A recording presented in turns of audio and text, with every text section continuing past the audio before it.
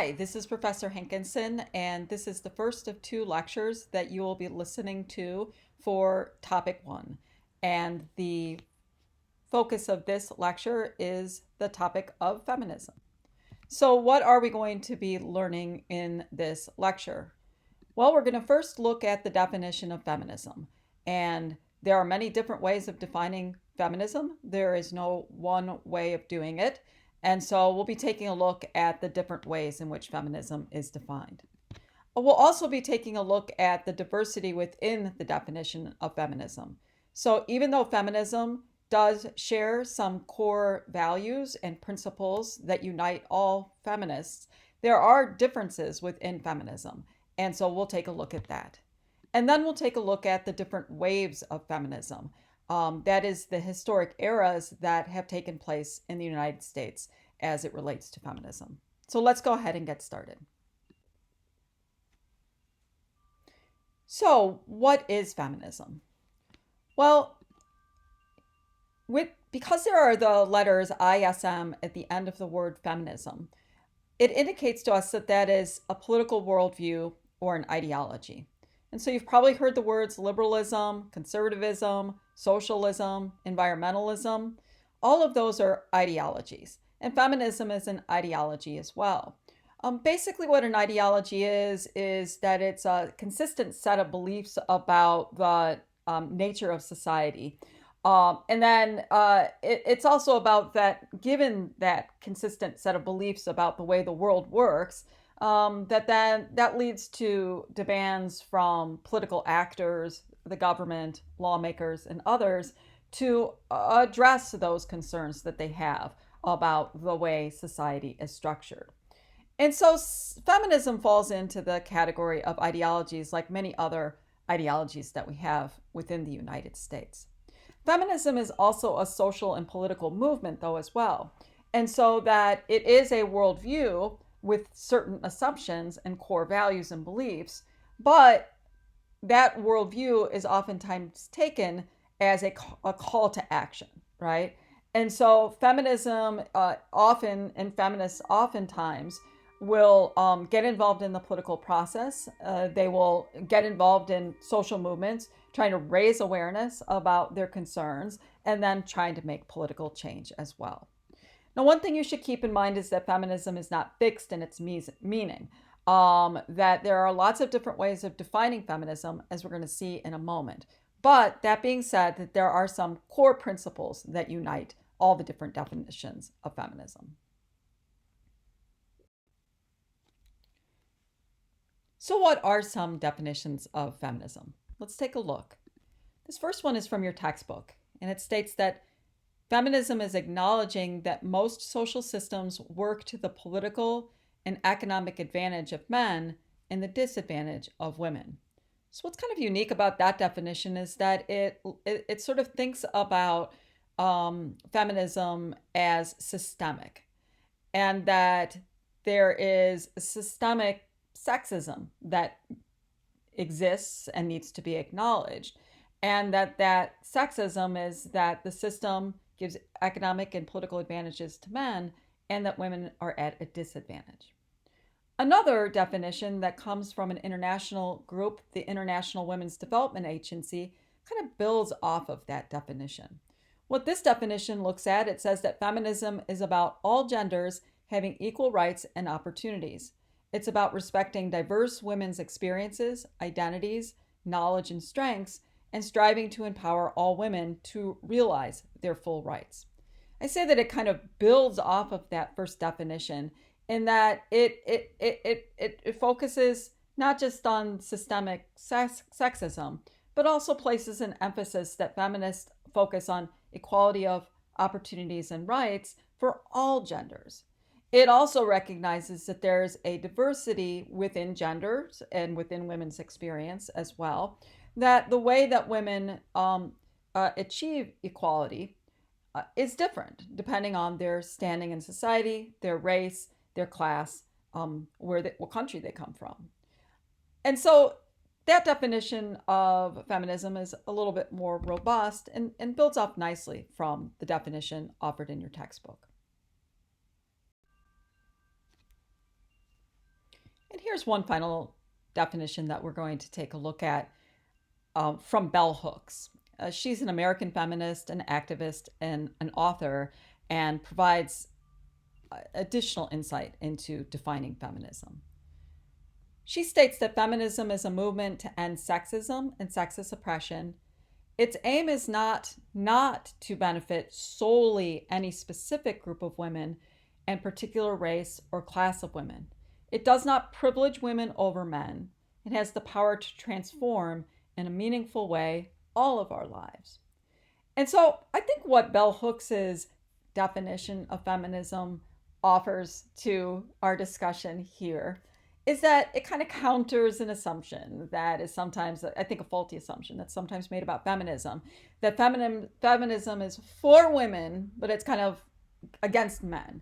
In the struggle for women to become equal, men are somehow going to be placed at a disadvantage. And so Bell Hooks sort of opens the door to us thinking about feminism as not us, them, men, women, but rather that when you fight sexism, that fighting of sexism and oppression based on sexual and gender stereotypes, that has a benefit for everybody in society. Because as we're going to see in the article you're going to be reading for the discussion about can men be feminists, that focuses on how sexism and misogyny impact men just as much as it impacts women, right?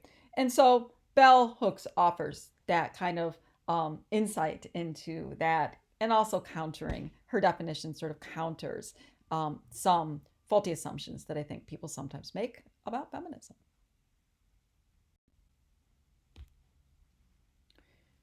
So, what are some of the shared principles that we see in these different definitions? And of course, there are other definitions you can look at. We just focused on 3. Definitely one of the shared core principles is the recognizing of the presence of sexism and fighting against it. Another core shared principle is emphasizing the fight for equal rights and equal treatment and equal opportunities for both men and women. And then finally, an understanding that sexism impacts men as well as women, and also impacts people differently. We saw that in both Bell Hooks' definition and also the definition from the international group. And so feminists generally share this understanding that one, to be a feminist, one has to recognize that sexism impacts people differently because there are other forms of oppression such as racism, classism, able-bodiedism, regionalism, etc., that also impact the way people engage and with equality and equal treatment.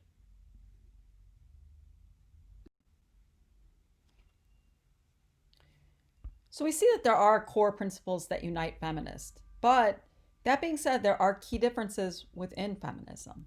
You're going to read about some of these key differences in the part of chapter 1 that you're reading for today for topic 1. And we will be looking at these sort of feminist debates and conflicts within feminism throughout the course of the semester. One difference, or one sort of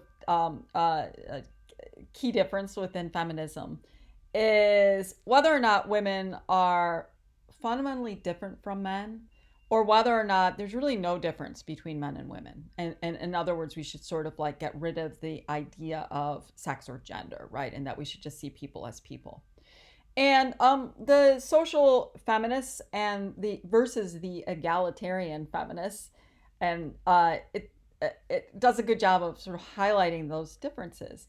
These are some of the first feminisms that we have in the United States, and they come about really the end of the 19th century, the early part of the 20th century, as women are fighting for the vote, the right to vote. And so social feminists are on the side of seeing women as being sort of fundamentally different than men. A lot of social feminists felt that if women got the right to vote, they would bring a more moral sort of characteristic to politics because women are more moral than men are, right? And so social feminists sort of argued that, hey, women should get the right to vote because it will make politics more moral. They also feel that the social feminists felt that women are different in that they are more fairer, gentler, weaker, and in need of protection, right? That there are fundamental differences between men and women. Those need to be recognized. And so if you give women the right to vote, then laws will be passed to protect women from harmful jobs or from other sorts of dangers that are out there in society. That was some of the feminists in the early 1900s. Others were known as egalitarian feminists, and they were basically like, there's no difference between men and women. That men and women, the only differences are body parts, and those body parts don't really matter, and that men and women should be treated identically within society and within politics in particular. So there's things that unite those two points of views, but there are key differences within feminism. Both are looking out for women, right? Both are looking for that women should be advanced, but how they think women should be advanced is quite different. In the 1960s and 70s, we saw that viewpoint or those differences spring up again, not that they ever went away, between radical feminists and liberal feminists. So in the 1960s and 70s, when in a second we're going to see the second wave of feminism come about, that radical feminists focused, again, much like the social feminists, on differences, that they saw essential differences between men and women. And in fact, they sort of valorized the female over the male, and sort of seeing men as being the problem and women are part of the solution. And so that there was this radical sort of sense of embracing, the feminine. Also, radical feminists are much more likely to recognize this thing called patriarchy, right? That this male or masculine dominance that goes from culture to culture, era to era, and that it's always sort of present and it needs to be basically brought down. And so radical feminists, as the name sort of indicates, that the root of the problem is patriarchy, and they want to, unless you get rid of patriarchy, women really cannot be equal. Liberal feminists take a much different approach to that. For liberal feminists, kind of spring forth from that egalitarian feminist viewpoint, sort of focus more on what men and women have in common and where they're similar rather than where they're different.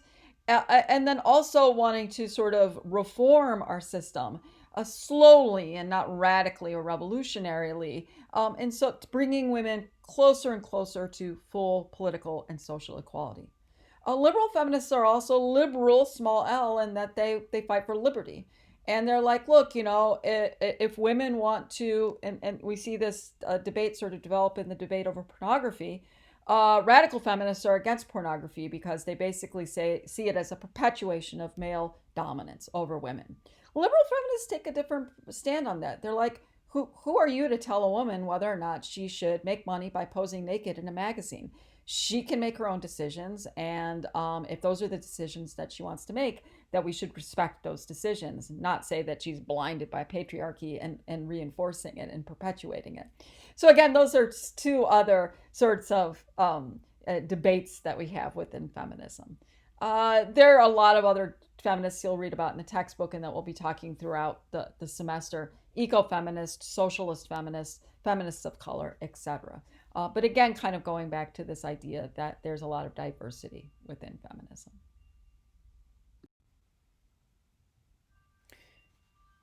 The diversity of feminism is seen in the historical eras or waves of feminism. And they're often sort of defined by which of the feminists were at the forefront during these eras.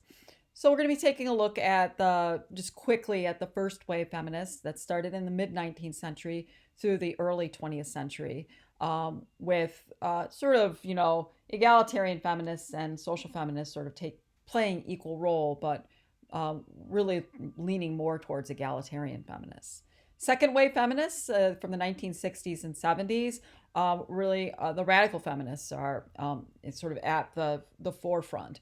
But liberal feminism also plays an important part in second wave feminism as well. And conservative feminism, you're going to see, also played a role in the 60s and 70s. And then we have third wave feminism we'll talk about, and fourth wave feminism, which is maybe where we're at now. And so let's take a quick look at these different historic eras of feminism.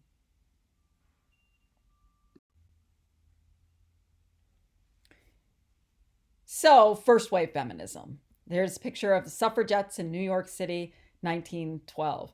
As we know from recent newspaper coverage, that the 100th anniversary of the passage of the 19th Amendment, that's the amendment that gives women the right to vote, took place last month in August. And so the goals of the first wave feminists were to open up opportunities for women. And they felt that probably in the forefront of opening up that opportunity was getting women the right to vote, the focus on women's suffrage.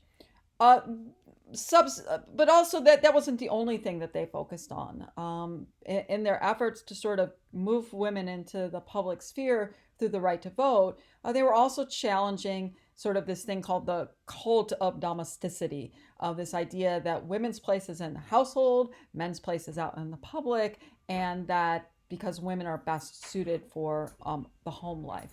And so they sort of challenged that, particularly in some of the activities that we'll be learning about in future chapters, in the activities that they engaged in during the long fight for the right to vote.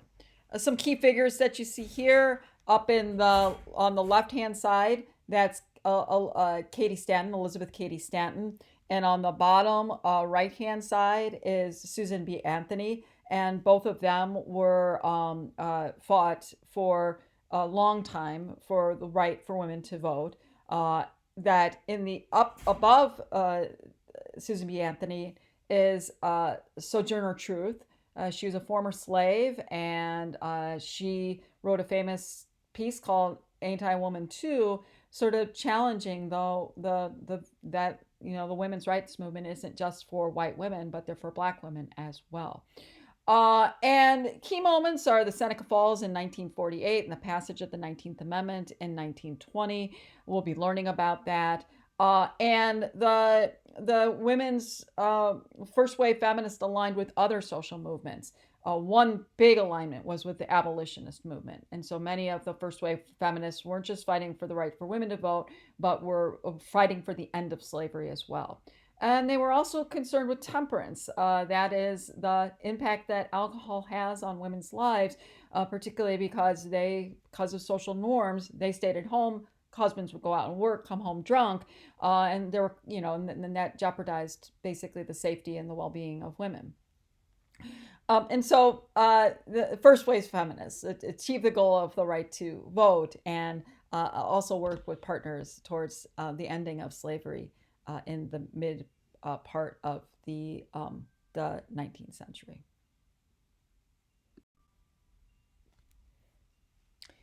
If anybody had the opportunity to watch the cool mini series over the summer called Mrs. America, you would have seen a lot of, a big emphasis on second wave feminism of the 1960s and 70s. The context of the second wave feminism is the civil rights movement and the anti-war movement, and the gay rights movement as well. So as African Americans were demanding equal treatment, gays and lesbians were demanding equal treatment, and people were fighting against sort of the oppressive nature of the government as it played itself out internationally in Vietnam. Women, were a part of that general liberation movement that was taking place in the United States, and they were asking for women's liberation. Their goals were socially were for sexual liberation, and so that the second wave feminists start around protesting against the Miss America pageant, basically saying it was sort of like a meat market for women, and that women they should be able to, their sexuality shouldn't be defined by men. And so sexual liberation, reproductive freedom, as we'll learn in this class, that the right to use contraceptives and the right to have an abortion took place in the late 1960s and the early 1970s. And politically, their focus was on the ERA, a passage of the ERA, the Equal Rights Amendment, which we're going to be learning about in class as well. Key players for second wave feminists up in the top left hand corner is Gloria Steinem, founder of Ms. Magazine and at the forefront of the foundation of the National Organization for Women.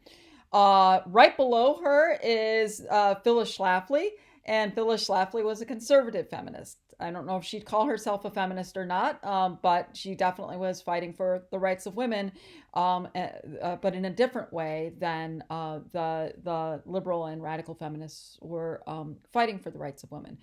She saw the ERA as taking away important protections of women, particularly women who chose to stay at home and be moms.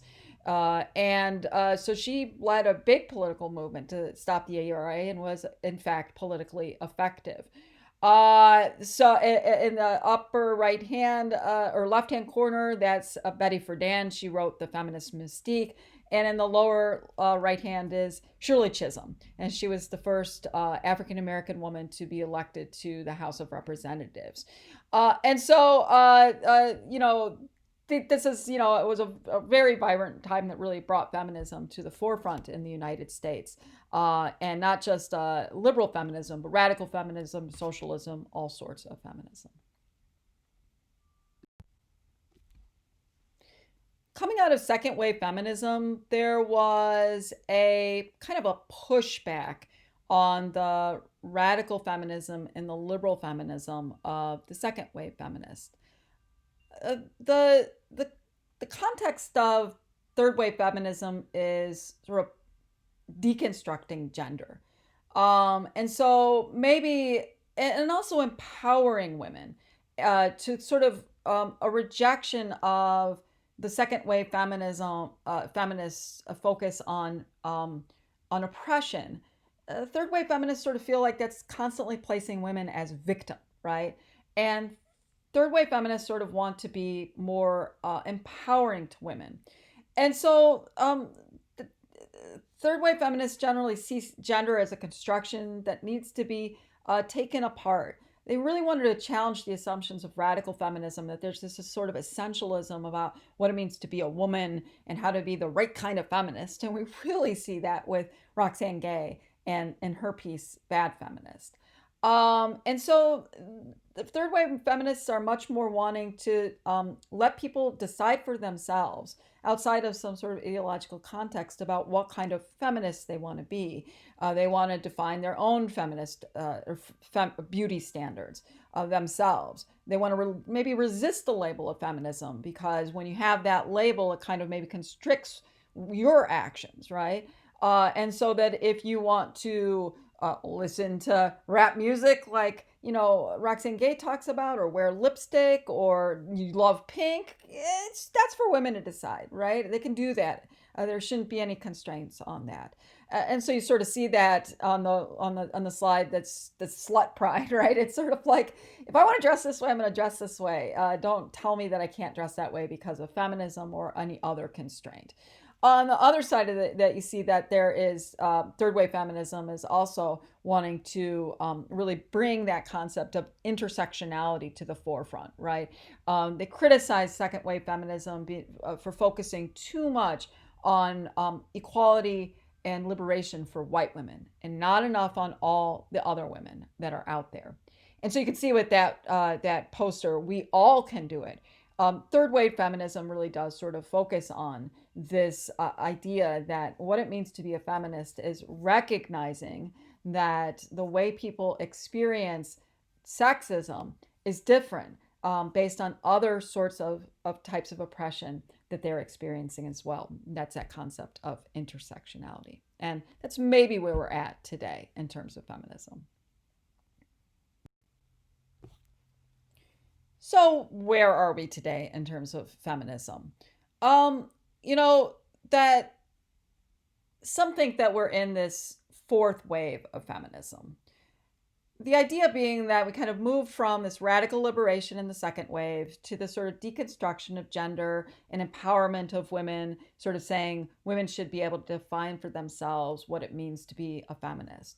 But the fourth wave feminists are kind of somewhat critical of that third wave effort to sort of deconstruct gender, sort of saying you can define it however you want to. They see that it's sort of hollow, it sort of falls short. And the fact that it falls short is because, as you see there on the slide, that recently within the last couple of years, that it's become incredibly apparent that sexism is still alive and well, that it's alive and well in the workplace, and it's alive, and well in women running for political office.